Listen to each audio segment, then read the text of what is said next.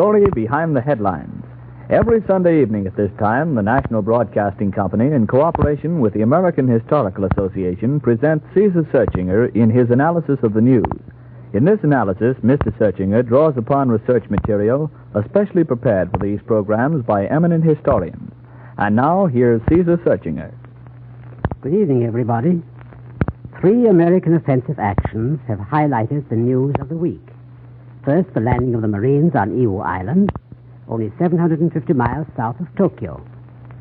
Second, the completion of the recapture of Manila, including Intramuros, the walled city. And finally, the opening of the 9th and 1st Army offensive on the plains in front of Cologne.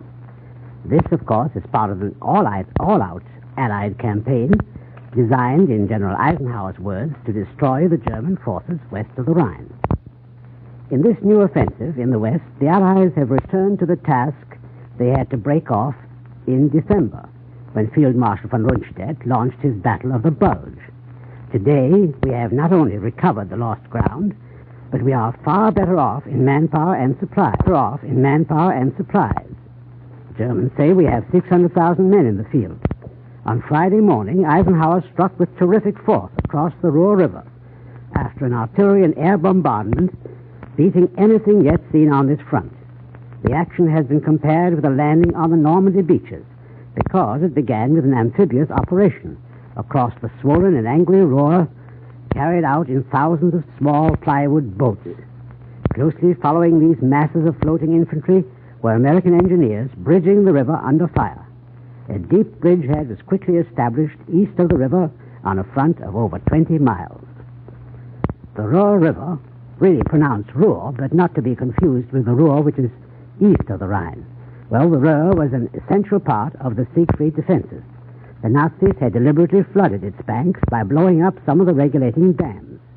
Our recent capture of those dams made the present offensive possible.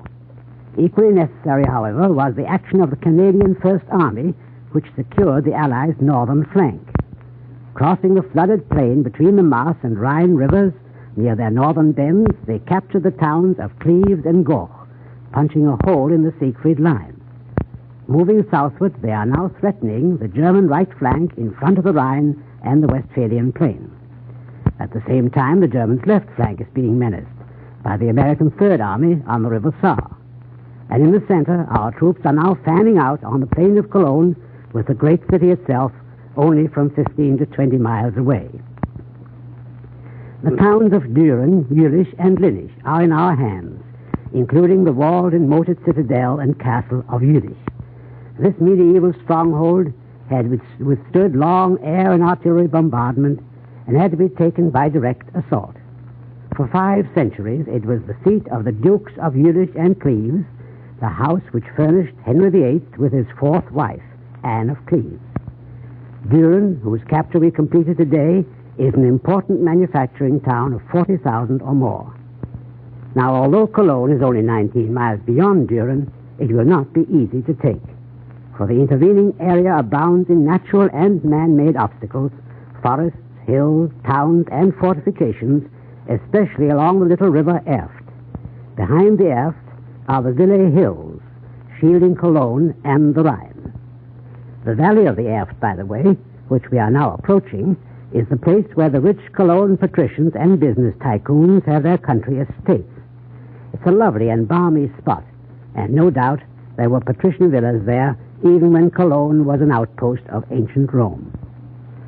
We hope, of course, to destroy the German armies on this side of the Rhine.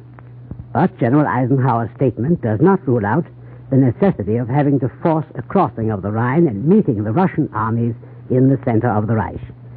This, in fact, must have been contemplated at the Yalta Conference, which promised new and even more powerful blows into the heart of Germany from east, west, north, and south, all timed and coordinated by the General Staffs. Just 10 days after the Yalta Declaration, the coordinated blows have begun. The landing on Iwo proved to be one of the toughest jobs we've ever undertaken. It was the toughest job in the history of the U.S. Marine Corps, now 168 years old. It was worse than Guadalcanal, Tarawa, or Kwajalein. The casualties in the first 3 days exceeded those of the whole expedition on Tarawa, namely 5,372. By that time, we had taken only 1/3 of the island, which is only 5 miles long and 2.5 miles wide at the widest point. It is safe to say that never in this war was so great a sacrifice made for so small an area. Yet that tiny area is essential to us, for on Iwo are situated 2 airfields from which the Japs attacked our great B-29 base on Saipan. What is even more important, it gave them an advanced lookout from which to warn Tokyo of the approach of American airplanes to the industrial regions of Japan. You have heard and read many first-hand accounts of this bloody exploit throughout the week. I needn't dwell on the horrors of it, nor on the wonderful heroism of our men. Here are just a few essential facts to remember. Iwo may prove to be the best fortified small island in the world. Nature and human ingenuity combine to make it so. It consists entirely of volcanic sand and stone, honeycombed with crevices and ridges which provide natural protection to the defenders. Also numerous caves from which guns emerge only to fire and disappear. Iwo's only landing beaches are dominated by cliffs and rearing craters. It is between the crater of 500-foot Suribachi and the serrated northern plateau that the Marines had to go ashore against a deadly accurate barrage from hidden batteries. For there was no surprise on Iwo. The Japs knew we were coming, knew exactly where we would land. There was no choice. The difficulties in some ways were far greater than at Salerno or on the beaches of Normandy. For one thing, the island is so small that it is virtually impossible to maneuver ground forces. Therefore, strongly fortified positions had to be taken by frontal assault. There is no kind of natural harbor on Iwo. The beaches rise steeply off the water, and the shoreline is covered with deep, slippery volcanic sand. Wheeled and even tracked vehicles were almost useless in the initial stages. In fact, the wreckage of this material and of our boats piled up on the beaches impeded the advance of the troops. The landing, all by hand, of supplies of water and ammunition sufficient to maintain combat was a major problem. Sometimes it was just touch and go. However, today the Marines have the first airfield and 2/3 of the second. They also hold Mount Suribachi and are digging the Japs out of its caves. Yet no landing we have made has had more thorough preparation. Iwo had been bombed without let-up for 72 days. It had been shelled by the Navy for several days on end. It was drenched with 7,000 tons of shells, including the 16 inches from the battleship guns. But its concealed batteries were unreachable by high-trajectory shells. There was, in fact, no really effective softening up. The estimated 20,000 Japs on Iwo were ready for us. They are fanatical fighters defending what they consider their home soil. Over 2,000 of them are already dead. We landed 2 divisions, a force not much superior to the garrison, from 800 ships of all sizes. On the 3rd day, we committed a 3rd division. Geographically, Iwo and the other 2 little volcano islands belong to the same land formation as the Bonin Islands, which are 125 miles further northeast, and the next stepping stone on the ladder up to Japan. Although the Bonins are Japanese today, they were once under British and American administration, though neither Britain nor the United States claimed them officially. They had been discovered in the 16th century, both by the Spaniards and the Japanese, but not occupied. In fact, the Japanese called the islands Munin-to, which means empty of men, and their present name, Bonins, may be a corruption of that. From time to time, however, American whalers used to put in there for water and fresh fruit, for there was a good natural harbor on one of the islands, Shishi, which we have already bombed. And in 1827, a British captain hoisted the British flag, and an American named Nathaniel Savory brought in a little band from Hawaii, including 2 Englishmen, a Dane, and several Hawaiians. Savory was the boss of the settlement, and he may have been there still when Commodore Perry landed in 1853, a year before he opened up Japan to Western trade. I'll tell you more about this when we get to the Bonins, probably our next stop. When Iwo Jima is in our hands, it will be to the Japs as if a German-held Bermuda had been close to us. Their fighters can no longer attack our superfortresses on their way from the Marianas to Japan. Even though Iwo is too small for our heavy bombers, it may become an excellent base for our fighters, which will provide cover for our heavies. Iwo lies 650 miles north of Saipan. However, it would be too much to say that with the capture of Iwo, we have moved that much closer to Japan. The invasion of Japan will require a tremendous accumulation of land forces and equipment for which a large land base is required. The first concentration of our forces will probably take place on Luzon, which is now being liberated by General MacArthur's men. When that concentration is completed, our next great attack may be on Formosa, which is only 250 miles to the north, or on the China coast. Both may require the preliminary reduction of the Ryukyu Islands, which connect Formosa with the home islands of Japan. The raising of a new Chinese army of 500,000 men to cooperate with American landings was recently announced. Now, all that will take time.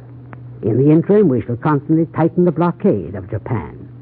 Now that Manila is liberated and Bataan and Corregidor are free, the American Navy will have a new base from which to control the shipping in the South China Sea. And at the same time, thanks to the capture of Iwo, the battering of Japanese industries from the Marianas will become more and more effective. Nor is this all. The first carrier plane attack on Tokyo, which took place on February 16th, is likely to be the forerunner of many more. It was repeated yesterday and today.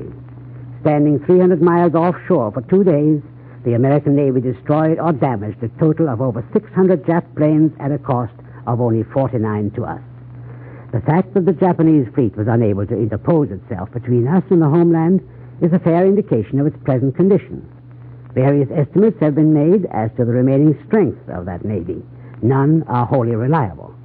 However, the opinion of our commanders that the whole Jap fleet today is hardly equal in strength to one of our 5 fleets is probably correct.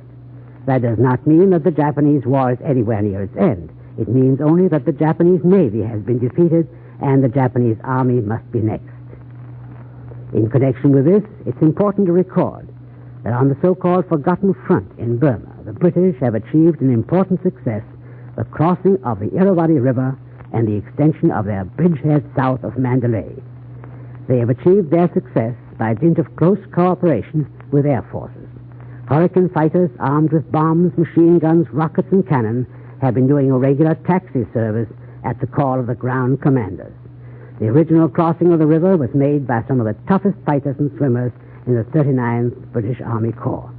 I mention the swimmers because the first crossing of the wide and turbulent river had to be made by a party of swimmers who slipped into the Irrawaddy during a noisy diversion down the river that put the Japs off their guard.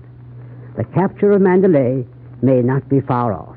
When it happens, the whole Burma campaign will have entered a new stage. In view of the British commitment in Burma alone, it was hardly necessary for Mr. Churchill to repeat for the 3rd time this week the pledge that Britain would fight Japan with all she has and to the end. Now, just a word about Manila. The 3 weeks' fight for the city ended yesterday. The Japanese trapped in the old walled city were killed. In fact, the remainder of the entire garrison was destroyed. 12,000 dead had been counted till yesterday.